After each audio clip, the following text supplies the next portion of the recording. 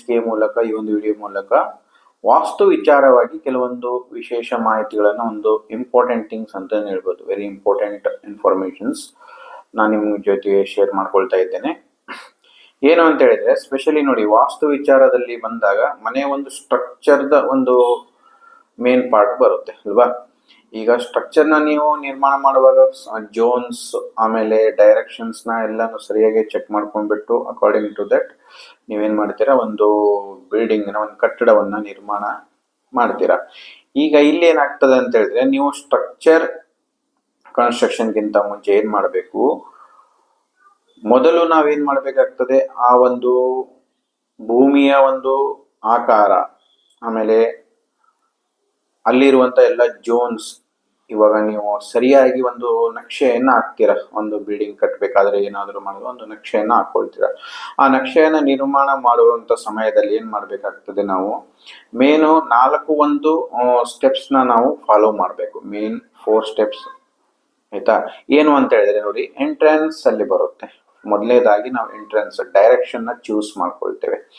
ಈಗ ಡೈರೆಕ್ಷನ್ ನ ಚೂಸ್ ಮಾಡ್ಕೊಳ್ಳುವಾಗ ಏನಾಗ್ತದೆ, ನಿಮ್ಗೆ ಅನ್ಸುತ್ತೆ 4 ಡೈರೆಕ್ಷನ್ ಇದೆ, ಅದು ಸಬ್ ಡೈರೆಕ್ಷನ್ ಬಂದು ಎಂಟ್ರಿ ಡೈರೆಕ್ಷನ್ ಇದೆ ಅಂತ. ಆಕ್ಚುಲಿ ಆ ರೀತಿ ಇರಲ್ಲ. ಏನಾಗ್ತದೆ, ಟೋಟಲಿ ಒಂದು 32 ಎಂಟ್ರೀಸ್ ಡೈರೆಕ್ಷನ್ಸ್ ಬರುತ್ತೆ. ಅದರಲ್ಲಿ ಏನಾಗ್ತದೆ, ಒಂದು ಸ್ಪೆಸಿಫಿಕ್ ಆಗಿ ಒಂದು ನಿಮಗೆ ನಿಮ್ಮ ಭೂಮಿಯ ಯಾವ ಭಾಗದಲ್ಲಿ ನೀವು ಮೇನ್ ಎಂಟ್ರೆನ್ಸ್ ನ ನೀವು ಮಾಡಬೇಕು ಅನ್ಕೊಂಡಿರ್ತೀರೋ ಆ ಪ್ರಕಾರವಾಗಿ ನೀವೇನ್ ಮಾಡಬೇಕು, ಡೈರೆಕ್ಷನ್ ಚೂಸ್ ಮಾಡ್ಕೋಬೇಕು. ಎರಡನೇದು ಏನು ಅಂತಂದ್ರೆ, ಜೋನ್ಗಳನ್ನ, ವಾಸ್ತು ಜೋನ್ಸ್ ಗಳನ್ನ ನೀವು ಚೂಸ್ ಮಾಡಬೇಕಾಗ್ತದೆ. ಯಾವ ಜೋನ್ ಅಲ್ಲಿ ನೀವು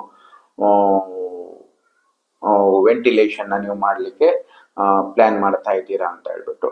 ಆಮೇಲೆ ಏನಾಗ್ತದೆ, ಒಂದು ಪಂಚತತ್ವಗಳನ್ನ ನೀವು ಚೆಕ್ ಮಾಡ್ಕೊಳ್ಬೇಕಾಗ್ತದೆ. 5 ಎಲಿಮೆಂಟ್ಸ್ ಏನಿದೆ ನಮ್ಮ ನೇಚರ್ ಅಲ್ಲಿ, ಅದನ್ನ ನೀವು ಸರಿಯಾಗಿ ಚೆಕ್ ಮಾಡ್ಕೊಳ್ಬೇಕಾಗ್ತದೆ. ಒಂದು 4ನೇ ವಿಷಯ ಅಂತ ಹೇಳಿದ್ರೆ ಏನಾಗ್ತದೆ, ಮೇನ್ ರೆಮಿಡಿ ಬ್ಯಾಲೆನ್ಸಿಂಗ್ ಅಂತ ನಾವು ಕಟ್ಟಡ ನಿರ್ಮಾಣ ಆದ್ಮೇಲೆ ನಾವು ರೆಮಿಡೀಸು ಬ್ಯಾಲೆನ್ಸಿಂಗು ಅದು ಇದಂತ ಕರೆಕ್ಷನ್ ಮಾಡಿಸ್ತಾ ಹೋಗ್ತೇವೆ. ಇವಾಗ ಅದನ್ನೇ ನೀವು ರೆಮಿಡೀಸು ಬ್ಯಾಲೆನ್ಸಿಂಗ್ ಅಂತ ಹೋಗೋ ಬದಲು ಏನ್ ಮಾಡ್ಬೇಕಂತೆ, ಕಟ್ಟಡ ನಿರ್ಮಾಣ ಮಾಡೋದಕ್ಕಿಂತ ಮುಂಚೆ ನೋಡಿ, ಎಲ್ಲರಿಗೂ ಅನುಕೂಲವಾದಂತ ಸ್ಥಿತಿಯಲ್ಲಿ ಯಾವಾಗ್ಲೂ ಅವ್ರಿಗೆ ಒಂದು ಭೂಮಿ ಲಭ್ಯ ಇರಲ್ಲ. ಓಕೆ, ಅಲ್ಲಿ ಹೇಗೆ ಇರ್ತದೋ ಅದರಲ್ಲೇ ನಾವು ಏನಾಗ್ತದೆ, ಬ್ಯಾಲೆನ್ಸ್ ಮಾಡ್ಬಿಟ್ಟು ಬಿಲ್ಡಿಂಗ್ ನ ನಾವು ಕನ್ಸ್ಟ್ರಕ್ಷನ್ ನ ಮಾಡಿ ನಾವು ಮನೆ ಅಥವಾ ಏನೋ ಒಂದು ಕಟ್ಟಡವನ್ನ ನಿರ್ಮಾಣ ಮಾಡ್ತೇವೆ.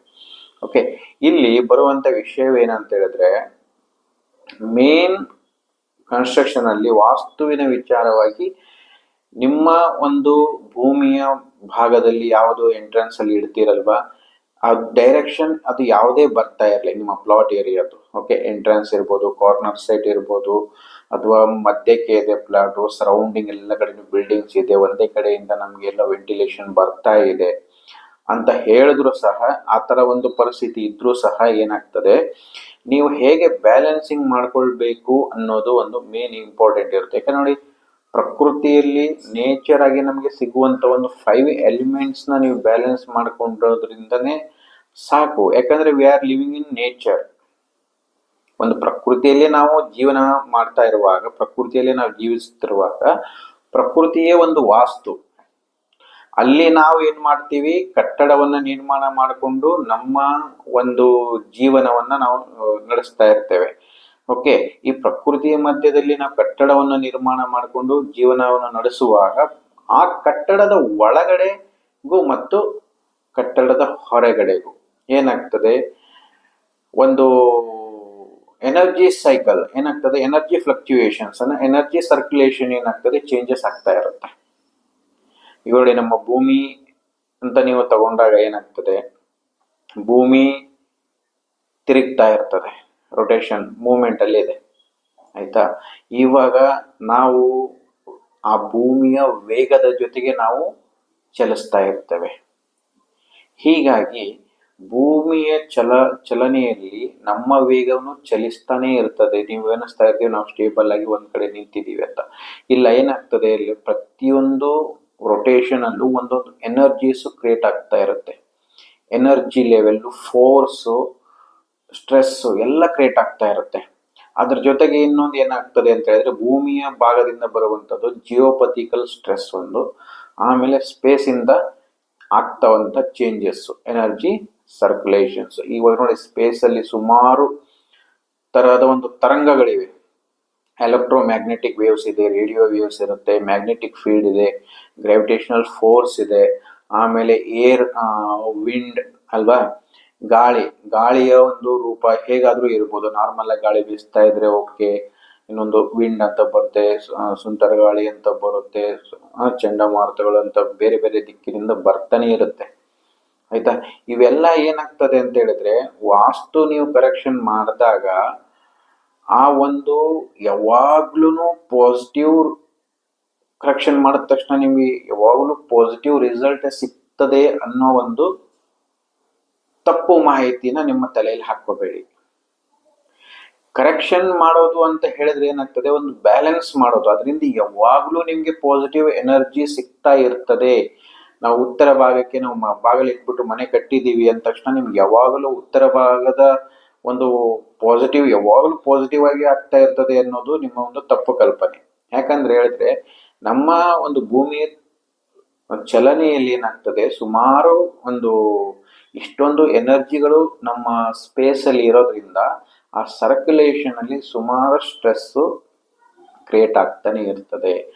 ಆ ಒಂದು ಏನಾಗ್ತದೆ ಪ್ರಭಾವ, ಆ ಒಂದು ಇಂಟೆನ್ಸಿಟಿ ಇರ್ಬೋದು, ಅದರದ್ದು ಒಂದು ಪವರ್ ಇರ್ಬೋದು, ಏನಾಗ್ತದೆ ನಮ್ಮ ಬಾಡಿ ಮೇಲೆ ಇಂಪ್ಯಾಕ್ಟ್ ಆಗ್ತದೆ. ಇಲ್ಲಿ ಇನ್ನೊಂದು ಏನು ಮೇನ್ ವಿಷಯ ಅಂತ ಹೇಳಿದ್ರೆ ಇದ್ರ ಜೊತೆಗೇನೆ ಮಾನಸಿಕ ಸ್ಥಿತಿ, ಸ್ಟ್ರೆಸ್ ಕ್ರಿಯೇಟ್ ಆಗ್ತದೆ ಅಂತ ಹೇಳ್ತೀವಿ ನೋಡಿ. ಮೆಂಟಲ್ ಸ್ಟ್ರೆಸ್ ಯಾಕೆ ಕ್ರಿಯೇಟ್ ಆಗ್ತದೆ? ಒಂದು ಮಾನಸಿಕ ಸ್ಥಿತಿ, ನಿಮ್ಮ ಮಾನಸಿಕ ಸ್ಥಿತಿ ಎಷ್ಟು ಗಟ್ಟಿಯಾಗಿರುತ್ತೋ ಅದ್ರ ಮೇಲೆ ನಿಮ್ಮ ಸ್ಟ್ರೆಸ್ಸು ಬ್ಯಾಲೆನ್ಸ್ ಆಗಿರುತ್ತೆ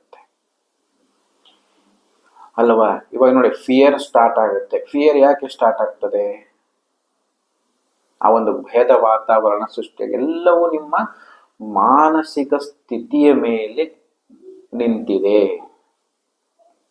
ನೀವು ಯಾವುದನ್ನ ಪಾಸಿಟಿವ್ ಅನ್ಕೊಳ್ತೀರೋ, ಯಾವುದನ್ನ ನೆಗೆಟಿವ್ ಅನ್ಕೊಳ್ತೀರೋ, ಅದು ಎಲ್ಲವೂ ನಿಮ್ಮ ಒಂದು ಮಾನಸಿಕ ಸ್ಥಿತಿಯ ಮೇಲೆ, ನಿಮ್ಮ ನಿರ್ಧಾರ ಮೇಲೆ ನಿಂತಿರಿ. ಯಾವ ದಿಕ್ಕುಗಳು ಕೆಟ್ಟದ್ದಲ್ಲ.